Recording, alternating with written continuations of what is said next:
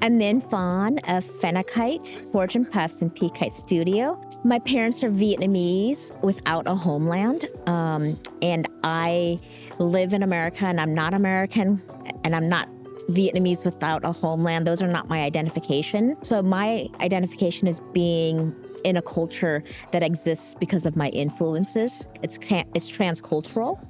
So my food reflects that. And where I usually start is, like most chefs, with ingredients, where I live. And for me, it's really important, the stories that exist. I'm really privileged to be an Angelino, where the stories are so diverse amongst diasporic immigrants and migrants, as well as the first peoples who've been on the land for a really long time.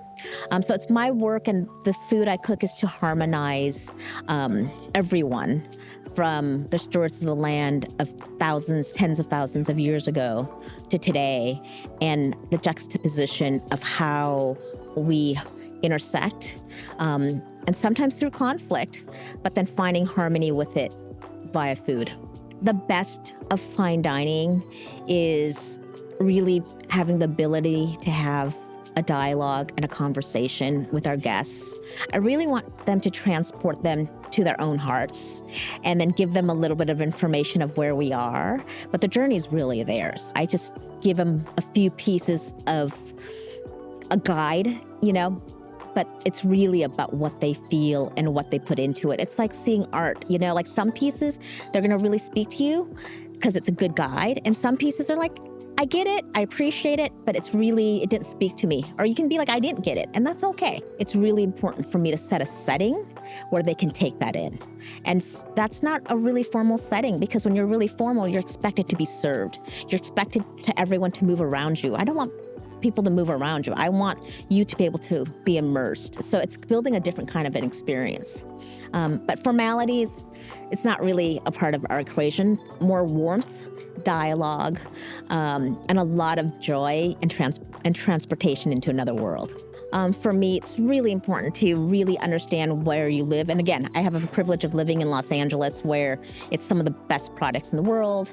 I also live within an hour of my mom, who really has the most beautiful garden, who, I can get to explore herbs that aren't seen at any store and plants that aren't seen anywhere else. Also having the influence of being a translocal, because in LA, a lot of people migrate from different areas. My mom's garden has a lot of Southeast Asian influences in what she's grown, so that's translocal. If you go into someone who's from Mexico City or Oaxaca, their kitchen looks different. If someone's from El Salvador, their kitchen and their garden looks different. So it's really fun. And then they have markets, and there's Armenian markets. And I think those are really all wonderful places for us to discover and talk and have conversations about each other. So I think that hyperlocalism is really important for the environment, and it comes back to culture. I really despise waste. And people make it a political statement, but for me, it's just like, why do you want to waste? Like, there's so much water and love that the farmers have put in and research. So I don't really think a lot of people think there's efficiency in breaking it all down and starting new. I think it might be efficiency for time and, throwing the paper away.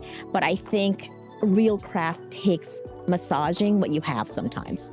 The earth doesn't want you to throw it away. They want you to work, the earth wants you to work with what it has. And if you really want to be here, work with what it has, work with its seasons, there's fires and there's devastation, work with that. And I really believe that's part of sustainability, is listening to the environment and what it wants you to do.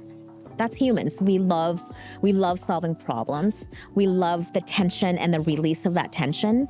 And I think what I get to do, it's a privilege, is I get to create these worlds, and then external tensions come in and then play with it. For me, it's constantly being a creative, just like, you're creating worlds. When someone enters your space, you're creating a world for them that you've created. And, like, if every single restaurant in the world does that at a different level, if you think of how fast your food comes out, how you feel when you're in that space, how people greet you, that's all someone's vision and how they built that for you. Really relish those times of tension, and also really relish the times of release of those tension and how you've overcome them.